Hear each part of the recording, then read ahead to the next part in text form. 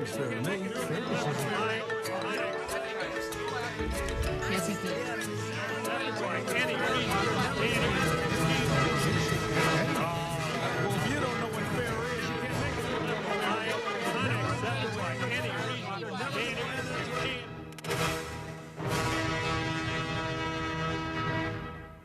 Donnybrook is made possible by the support of the Betsy and Thomas Patterson Foundation and the members of 9PBS.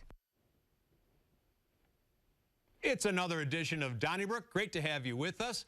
And lots to talk about today. We'll also meet Andrew Weil from the Landmarks Association, who will join Alvin and Bill on Next Up and talk about preserving our architectural heritage in our area. But first, let's meet the panelists seated around the round table. She's Wendy Wiese of the Jennifer and Wendy Show on KTRS. Mr. Bill McClellan from the Post-Dispatch. Ray Hartmann from rawstory.com, the Riverfront Times, and the Big 550 KTRS. He's Alvin Reid from the St. Louis American. And before Wendy and everybody, we start this program, we do have to extend our condolences, thoughts, and prayers to the family of Ann Lemons Pollock, a great food reviewer and restaurant critic who passed away unexpectedly yesterday. She was also a great author. Her most recent book, I believe, was Iconic Restaurants of St. Louis. And I can't think of anyone who was more fun and articulate, Wendy, when it came to describing food. She was most recently on my program on March the 21st. Really? And I think she's going to be greatly missed. Oh, she is going to be greatly missed because the loss of her husband was felt by many, many people, and she just became a treasure in his absence, and as you said, just a wonderful writer and a friend to many, many people who follow her in social media. I was lucky enough to have her as a writer at St. Louis Magazine, and you're right, she's a very talented writer, but Joe and Ann, two of the nicest people. Yep. And it's a real loss for St. Louis. She always had a smile on her face. Yes, Every indeed. time you Yeah. hear her, it's like she always had a smile on her face. Very I was like, true. golly, I like to smile a lot, but boy, she always had. And wasn't she a Donny Bash? I mean, she attended a couple of Donny Bashes too. Absolutely. Yeah, Exactly. we'll really miss her. She enjoyed life. She did. All right. Well, Bill, I want to get to the first topic with you. And this week, the Chief Disciplinary Officer for the Missouri Supreme Court, Alan Pratzl, recommended a reprimand for the Circuit Attorney, Kim Gardner, when she engaged in misconduct during her prosecution of then-Governor Eric Greitens. And some people were thinking, well, maybe he'll recommend that she lose her law license or be forced to leave her job as circuit attorney or maybe be suspended. But given that she withheld evidence in a legal trial, criminal trial involving the governor of the state of Missouri, big trial, I would say, and that the defendant is entitled to that evidence, and she's also the person who had the exclusion list where when police officers withheld or buried evidence or lied, she wouldn't even deal with them at all. Don't you think that the recommendation is a little bit light for this chief prosecuting officer in St. Louis? Well, they threw the pamphlet at her, as they Yeah. say. You know, I thought it was very light, and I'm disappointed. But I've always said that she reminds me of Trump, that her followers are like Trump's followers. You know, he and she can't do anything wrong in their eyes, and I think that they just decided, hey, you know, we've spent a lot of time and energy on this, and in the end, it comes to the same thing as the impeachments of Donald Trump.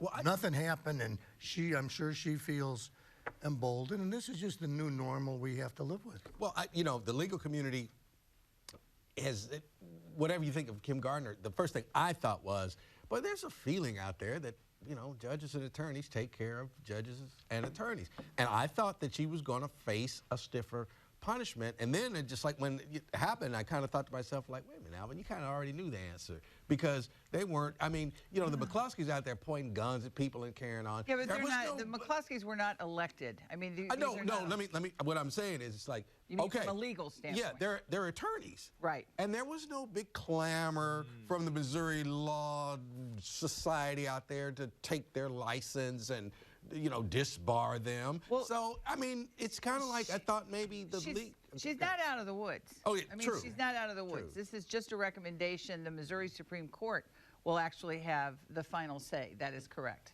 That's correct. Okay, so not that we're expecting any big surprise, but it just makes it makes a bad situation worse, in my opinion. When you have the elected prosecutor, the circuit attorney, who still seems to put the emphasis, and when I see her interviewed, I cannot help, we've talked about this many times, you cannot help but like Kim Gardner. If you know her story, if you know what she's trying to do, I just think it's terribly misguided. I'd rather see her prosecute as the prosecutor rather than reform. I just don't think that's her job. I do not think that's her job. I had the opportunity to read through the stipulation. It's a very good read. It's not that hard. It's pretty long. And the key points in the stipulation were A, that Kim Gardner did not have any ill intent, that B, her office acted promptly when the problems were drawn to their attention, and C, and this is very important, is that nothing involved exculpatory information to the defendant, Eric Reidens. Yes, it did. Okay, you can argue. I'm just telling you what they stipulate. Okay, but the evidence, for instance, that okay, well then you know more than the Well, I feel OCDC. like I do, Ray. If they're saying she did nothing wrong, they're saying she did. So let me repeat. They said she didn't have bad intentions, and that the information involved was not exculpatory. That would not have been exculpatory to Eric Reidens. Now that's in the finding of the OCDC. and I disagree with that. Well, good. Okay. Yeah, But I do I'm too, just Ray, saying- because among okay, other well, good, things, you guys she go for it. interviewed Okay. KS, Okay. the woman at the center of it, and she didn't hand over those notes, but the notes did indicate by KS herself that she went voluntarily to see Right. Greitens You on 4 brought up- different occasions. So Well, if that's not then exculpatory, I don't know what is. The stipulation with Gardner and the OCDC found that. It will now go to a 3-person panel, which is 2 lawyers and 1 non-lawyer. They will then make a recommendation to the Supreme Court. As you point out, it's not over, but and I think if you read the facts, let me tell you something, other than what Ray. your interpretation of the facts No, is. those are the Ray, facts. and also she sat there with Mr. Tisby, Right. who she only hired Mr. Tisby because she said the police department wouldn't look into it. Right. Jimmy Edwards, the Department of Public Safety, and Chief John Hayden said that's they not all true. say that's not true. I mean, the whole thing is sordid. Well, again, And I want to point out, Ray, what she's have accused you of read- doing with Eric Greitens Right. is exactly what she did most recently. You know, in 8 cases this week, in the last 8 murder cases, in the last 3 weeks, have been thrown out. And 2 of them because she withheld evidence, including the case of 2 accused murderers, Rachel Nixon, excuse me, and Karen Ann Quinn. And Judge Mark Noble said, I got to throw this case out because these ladies have been languishing in jail for 4 years. They're entitled to a quick trial, and the circuit attorney won't hand over information. violence. So why do you? Right. Now she said. Now wait. Just to be clear, her office said that they were awaiting factual information from The ATF. Which could be true. Now I don't think you could feasibly get out there and lie about this, governmental agency, like whether or not, if they're the delay and they caused this, that's not Kim Gardner's office. Well, her office was sanctioned a year ago. But that does not mean. This now isn't that's what you don't And in- understand. but in terms This of the is not a- finding- I'm sorry. No, in terms of the findings, Ray, when you said they corrected, what was corrected by Kim Gardner's you office? have to read the thing. That's what I'm trying to say. The OCDC, which is independent and unbiased, which was fine when they erroneous. were. Okay, well here's the deal. Go back to what Nobody's read it first and see what they say instead of all. And Bill made a point about Trump. This is this Okay, is a You don't see a pattern, Ray? Did you read the 73-page report by the Missouri Bar's Disciplinary Committee? Yes, I They did. want this thing.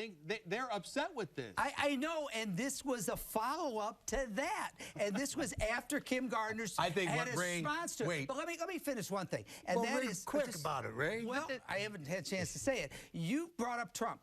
Donald Trump said either I win or it was fixed. What you guys are saying is either she gets disbarred or it must be a terrible process. That's not fair at all. Exactly. Nobody here has mentioned disbarment. Well, what else were they gonna we're do? saying is a reprimand severe enough. What else and do you I want? thought We've for got what a she's serious accused problem. It of was doing. either going to be a Prosecutor's reprimand or office. she's going to lose her Well, license. what you were or nothing. describing to me is what I said before. That's the fix. That's the legal fix. We're going to take care of her so we don't disgrace her. We all going to walk away from this okay. Just so basically that's how you do it. We don't disgrace It's not her, right. but things are not being followed procedurally, and you have to admit to violent it. criminals Right, and you are have to being admit released. to it. But Oh, this is but not a if a referendum tree on how falls in good. the forest. You're making this a referendum on what kind of prosecutor she is. This is an ethics case. No, it's not a referendum. That's my point. It's But not it's about a before them. particular case. It's Right, about the way she handled And Eric patterns. And they found Patterns. the stipulation between OCDC, the disciplinary Okay. person, and her found that she did not have bad They're intentions. wrong. They're wrong. Yeah. That's what How we- do they know? Okay, Ray, let's move on to the next topic. Now that we're on the law and order Okay. bent, I'd like to know your opinions on the sentences that were handed out this week to 3 members of the St. Louis area community who stormed the Capitol on January 6th of last year. We're talking about Emily Hernandez, Paul Westover, Bill Mary. Emily gets 30 days in jail for this, and the 2 guys get 45. What do you think? Well, I do a lot of these stories for Raw Story. You do, of them. yeah. And I will say, I'm kind of torn on this one. For one thing, on the face of it, I think all of these people should have gotten more. Okay, I mean, just generally. But I will say, just based on, I haven't seen a couple hundred of these, they actually got more for what they pled to than most other people do. And so I did one today where a guy was a gym owner who got his fame, was fighting COVID regulations and was at the Capitol, got probation for the things they're getting the 30 to 45 days for. Now, the 45 days, there's a couple different levels. I don't get too much into it, but there's one that is parading, which normally they give probation for. And this guy, what's his name, Westover, got time for it. So, I mean, I agree. I mean, I think my concern with DOJ is they're not spending enough time, apparently, or not willing to focus on the overall grand conspiracy of Donald Trump. But the violent criminals are the ones that are getting the real time, and except the shaman, who wasn't violent, but they made an example out of him for 4 This years. is the shaman wearing the horns. With the shaman wearing the horns, Al Watkins' client got Right. actually more time than any of the other non-violent ones did. Well, I but think these 6 guys months got would have been. more. Don't you think 30 days is almost? Yeah, why that's- bother? Why send someone to jail? Speaking of I don't know throwing what a it's- pamphlet at somebody. Well, but I don't know what it's like to have a federal, criminal record. I think that's going to follow you a long time. I think Good. that impacts your interest rates. Good. I think that will haunt you, okay? So I'm not saying it'll be the easiest thing, and I don't want to spend 30 minutes in prison, let alone 30 days, 30 hours. And then 2, they can't send them to Alcatraz because it's closed, but, let's find a nice, nasty one, Atlanta, where they send the mafia folks and all that, I interviewed Emily Yes. Hernandez, and I liked her, and I thought she was just a small-town kid, delivering pizzas, who got swept up in events. But you have to remember that since then, I mean, the day before she was to go to court, Emily was allegedly drunk and definitely driving the wrong way down the highway and killed a young woman who has 2 or 3 children. I mean, awful. Emily's life, she has ruined it herself. I mean, this 30 days thing, I mean, that's nothing compared to what Emily has done since. Bill's right about that. But I'll say this, just the other sentences, I'm telling you, Oh, no, I understand what you're saying, Ray. No, but if you only get 30, why do we even have a January 6th commission if those who actually broke the law are only getting 30-day sentences? I guess what they decided was that the people who did not, and interestingly, these involved, the reason I think they got time, I don't understand Westover's case. Is it Mayor, I think it is, and then Emily Hernandez got time, huh? Bill Mary. Bill Mary. Bill Mary, I'm sorry, Bill Mary. M-E-R-R-Y. They got more time, I think, because they stole a sign, or they picked up a sign, Yeah. and one of the things they did, souvenirs. one of their problems, which was like the shaman, is they were part of a fairly iconic photo holding it up, and they ended up, because of having the stolen sign. But the other guy, I don't know what he did, because I think he pleaded to parading. It's the first parading one I've seen get time like that. So who knows? Let's move on then. Alvin, I want to ask you about a meeting that was held at one of the local YMCAs in the city of St. Louis this past Saturday. About 50 people showed up, and the meeting was sponsored by the city, which is asking the citizenry, what should we do with the $249 million federal pandemic dollars that we have? What do you think should happen? Should it be for crime fighting or education or the homeless, or do you have an idea there? Well, of this two, the couple of stories I've read, that sound like it was a smattering of ideas. Some like, well, that's not going to happen. Some, maybe if you continued helping people who not be thrown out of their homes, which is always a good thing since population is dwindling in St. Louis really fast. You better keep who you got. But I think when you just blank slate, blackboard, you should just have all as many ideas, and that is community response. And like I say, some of it might be folly, some of it might be wise judgment. As we've discussed, I'm not a huge fan of just sending out money, to people. I think you could find a way to better serve the community than that. But I think it's a start. I mean, they're doing it in the county, and I think you should listen straight out to people. Well, and I know that a lot of the small business people who were in attendance say that we'd like the same kind of courtesies that are afforded to the Central West End, that the businesses all over St. Louis, and the prosperous areas, we'd like to see that on the north side. And people, there was a woman who owns a shop, and she said that I could pick up and take this anywhere, but I choose to stay in Baden to serve the people the community that I grew up with and the community that I love.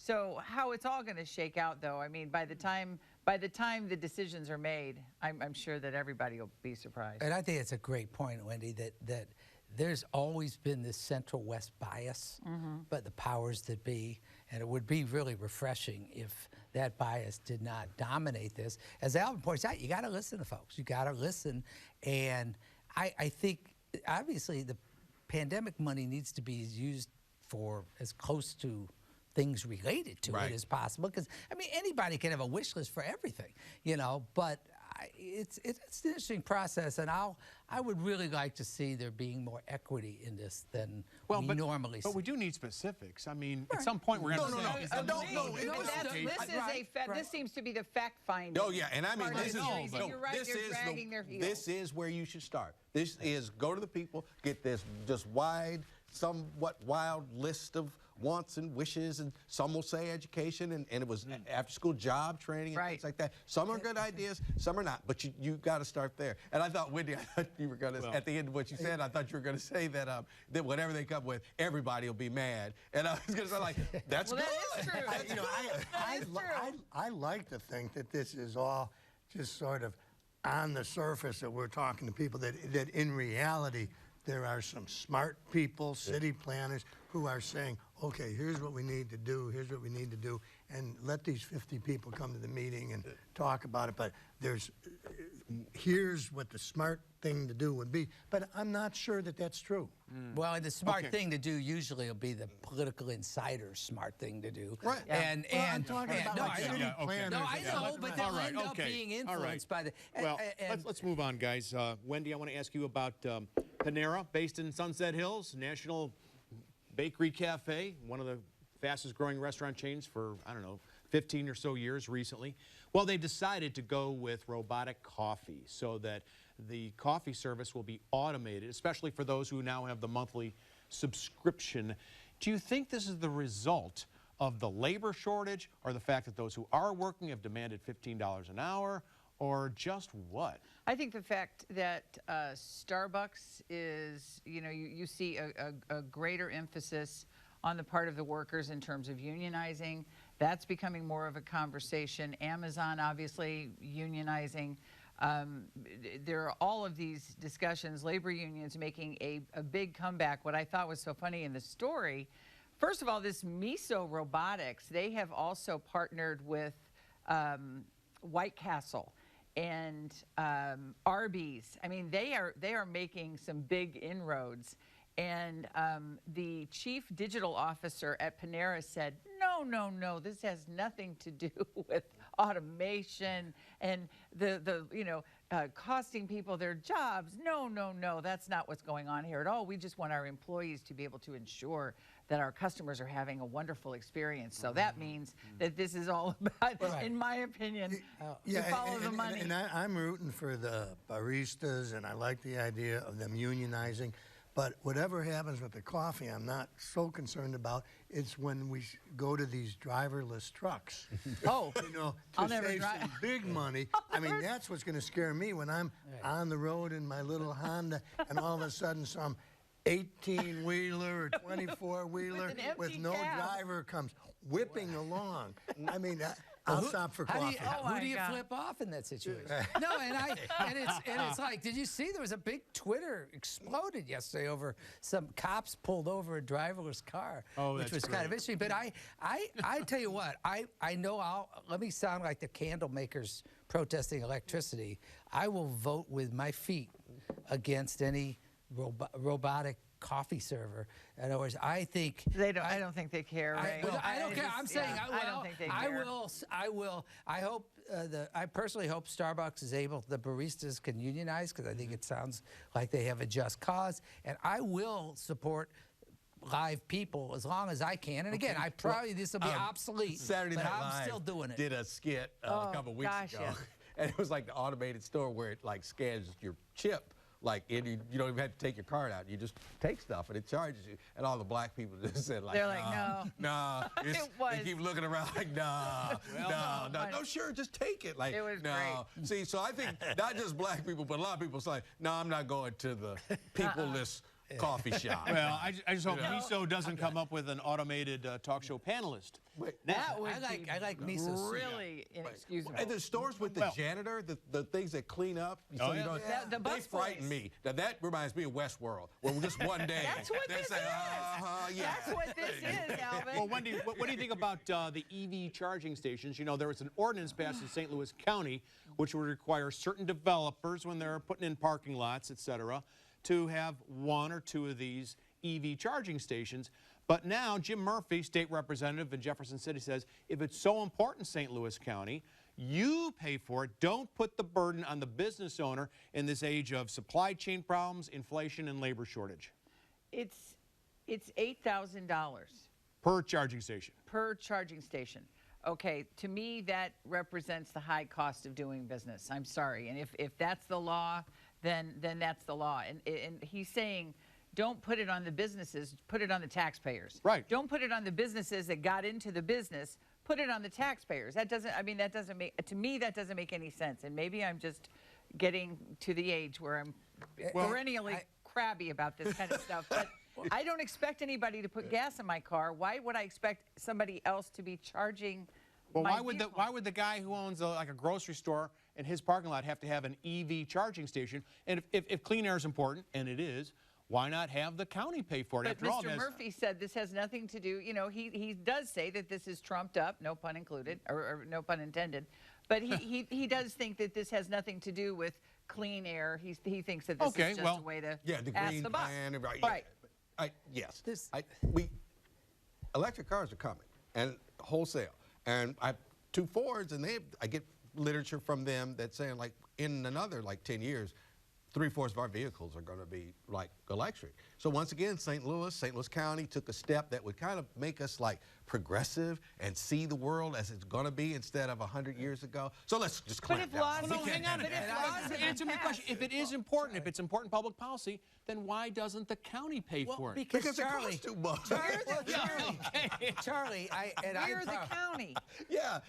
I mean, if it's a public policy goal, pay for it. Don't put it on someone else's shoulder or his burden. The fact is, and I am probably the least qualified person on the planet to talk about anything to do with commercial shopping centers, but I would say that there are lots of parking regulations. So when you have a parking lot, there are all kinds of regulations about the number of spaces. It is totally reasonable, as Wendy suggests, to have $8,000 is a white chip for particularly larger business. To have this as part of the regulations that already exist for parking lots is perfectly reasonable. And the only reason to make it, if the public wants to tax itself for and appropriate through the normal process for vehicle stations and say public parking and stuff, that's fine. But as Wendy points out, it shouldn't be just stuck on them as if it's so bad for the businesses to bear the cost. I have another problem with it. Okay, so here this woman has to put in an electric charging station.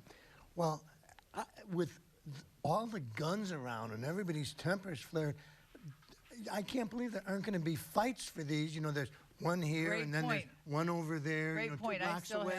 And all of a sudden, so I come in and I plug my car in and, it takes a while. I mean, it's not like filling it up with gas. Right. So I leave to go do something else, and meanwhile somebody else comes in and they want it, and it's like the laundromat where all of a sudden, should I take the clothes out of this washer? So wait a minute, are you against the EV stations? I have concerns. So I was the candle maker on the robots. Now you want to be the candle maker against EV stations. Well, I'm concerned. I'm concerned. I tell you, founders are very often shootouts. Founders are often for the candle maker. That's right. Yeah. On that note, we thank everybody for joining us, and we remind you that Andrew Weil will be on Next Up just around the corner with Alvin and Ray, asking him about the Landmarks Association and preserving our architectural heritage.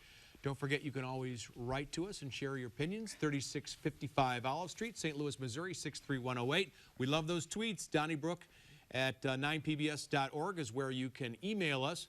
Hashtag DonnybrookSTL on Twitter. And find our podcast wherever you find your favorite podcasts. Thank you so much for joining us, but don't go away. Alvin and Bill with Andrew Weil of the Landmarks Association, and that's next. Donnybrook is made possible by the support of the Betsy and Thomas Patterson Foundation and the members of 9PBS.